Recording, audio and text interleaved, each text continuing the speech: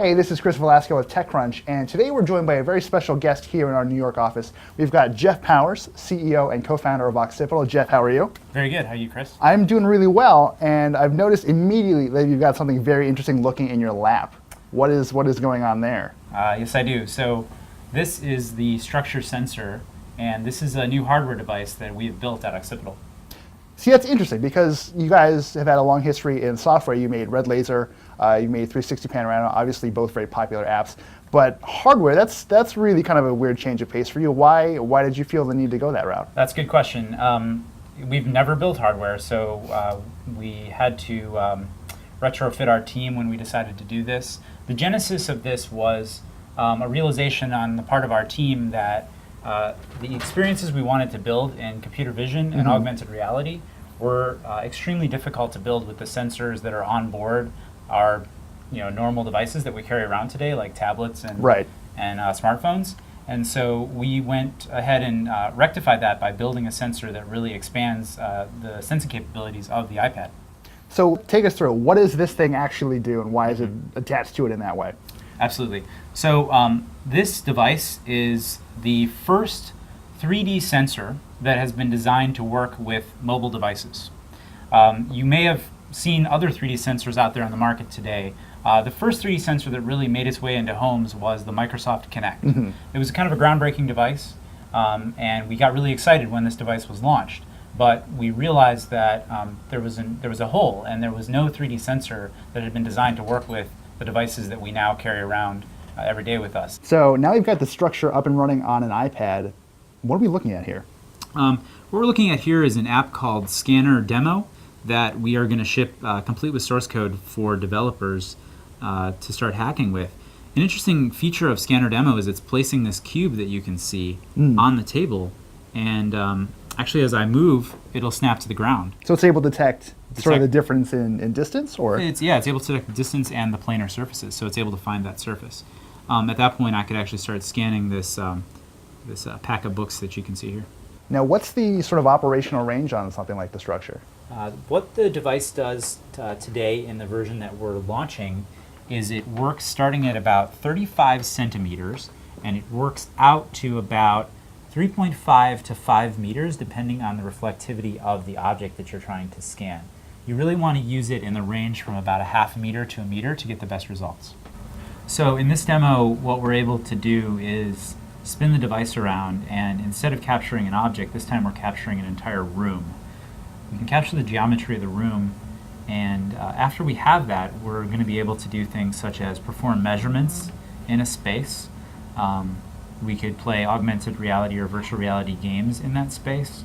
So there's all sorts of things you can do when you can capture the environment like we're doing here. And the final product is really sort of interactive too. You're able to kind of jump from the first person to like a sort of bird's eye view as well.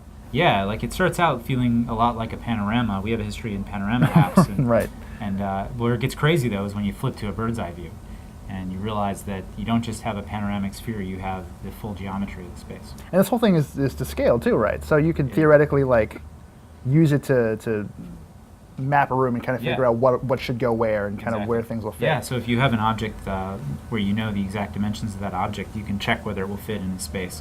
And this is one of the sort of foundational tasks that we think people will do when they have 3D models of their spaces.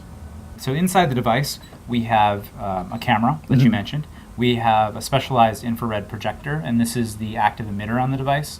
We also have a pair of infrared LEDs. In addition, we also have a battery on the inside.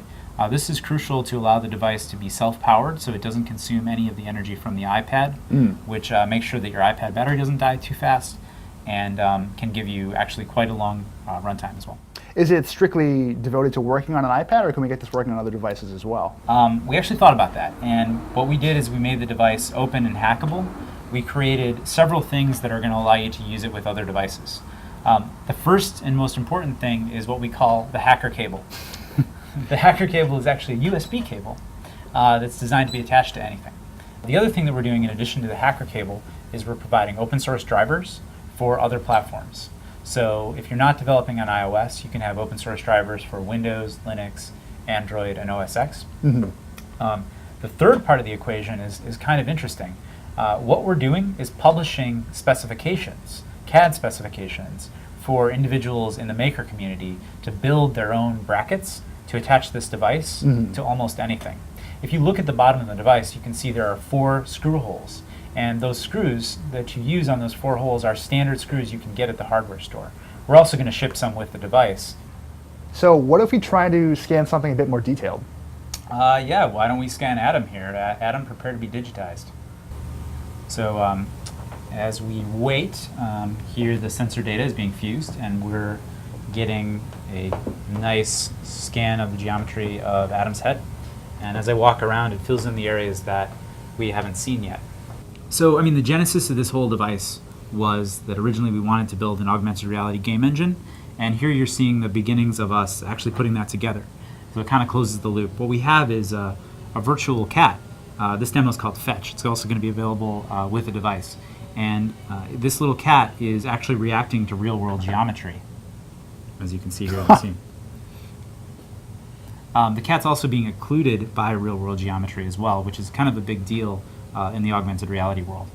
All right, Jeff, so we've got the structure itself, we've got SDKs, we've got a lot of stuff that's got to come out. When can people get it, and how much can they get it all for? So what we're going to do is launch the device via Kickstarter, and we're doing that to get sensors into the hands of influential backers, people that want to start developing apps. Really, we are targeting early adopters, people that need to get their hands on tech when it's first out in the market. People like us, basically. Like us, and developers that need to build the first apps. You know, you're going to have a chance to be one of the first developers to build an app for structure. And so the way to become one of those first developers is to back the Kickstarter project. Those backers will get units. The target is for the holiday season this year. So it's actually a cool holiday gift for someone who's early adopter developer. So how much is this going to actually cost early Kickstarter backers? So the price that we're targeting right now is $349 for Kickstarter backers. And there'll also be another option when you get one of the first units. It'll cost a little more than that, but you will be one of the first to get our first production run. Awesome. Well, Jeff, thank you so much. This is really exciting stuff. We're looking forward to seeing what happens with Structure next. Thanks.